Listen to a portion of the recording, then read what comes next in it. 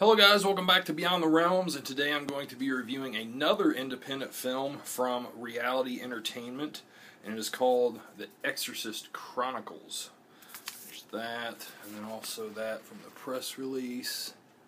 The Exorcist Chronicles opens up by showing a woman that's possessed in London, and I love the way this is shot. This opening scene is very effective.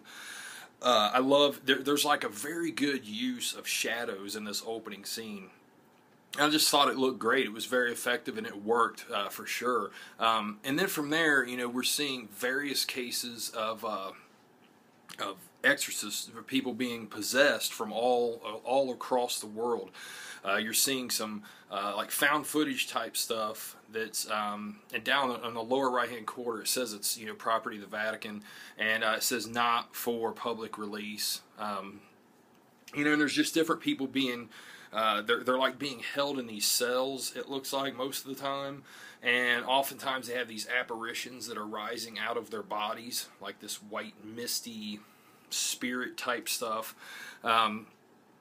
So, you know, the Vatican's trying to figure out a way to combat this, so they find this guy named Father Jan, which is a African-American priest, who's not really, they're not real keen on him, but they decide to go ahead and have him do it, and they assign this other woman, Daryl Lux, which is a scientist. They assign them to work together, and I like this, you know, the offsetting nature of that right there, of the priest and the scientist, you know, because oftentimes, you know, they're not going to click. So I like that, you know, that huge difference of opinion that's going to come into play there, and it actually, you know, it does at times. You know, there's some interesting dialogue between the two, between science and religion. There's a part where Father Jan says something like, you know, science doesn't have all the answers, and Daryl's like, yet, you know. It's just neat how they have things like that. Well, they're staying in this camper out in the woods. And they are attempting to come up with a plan, you know, to go to these certain places where these exorcists, these possessions are happening, and perform exorcism and try to get to the bottom of what exactly this is. And as they dig deeper, they eventually find out that these possessions are happening from a spirit entity called Tiamat. Which I've heard that name before. I'm not sure, you know, specifics on exactly what it is, but that's the entity in this movie that's possessing everybody all around the world. And there's also this cult involved that worships Tiamat, and it brings him more into power. But yeah, I mean, the premise of this movie is really great. I really love the premise. It's pretty unique in an oversaturated market of exorcism films. You know, of course, The Exorcist started all of this, you know, but it just seems in recent years, you know, with The Devil Inside, The Last Exorcism, there's kind of an oversaturation.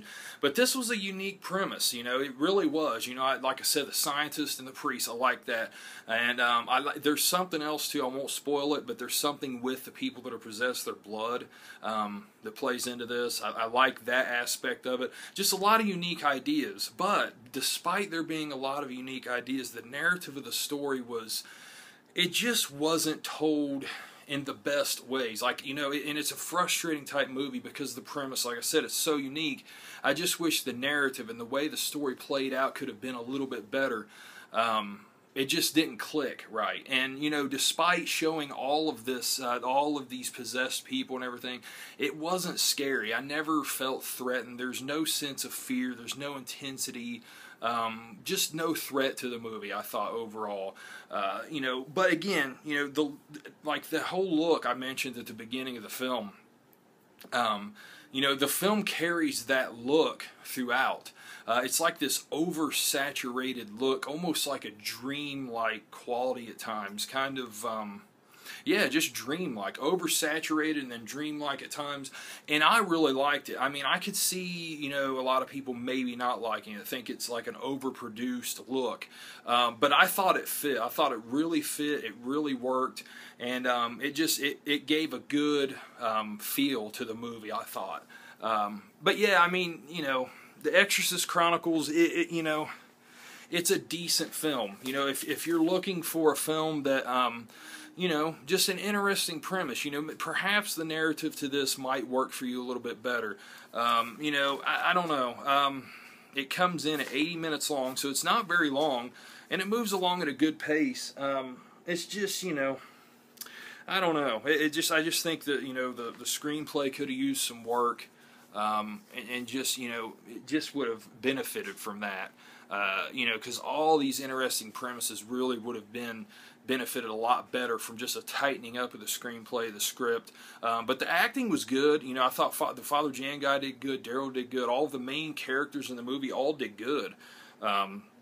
You know, there's no complaints at all when it comes to stuff like that. But, yeah, so guys, that is it. This movie is out now. I think it just came out, if I'm not mistaken, at the beginning of June, I believe. I don't have an exact release date here on this press release. But, yeah, I do know this film is available now. You can check out reality/entertainment.com to pick it up. So, yeah, guys, check it out. That is the Exorcist Chronicles. I appreciate you all watching, guys. Have a good one. Later.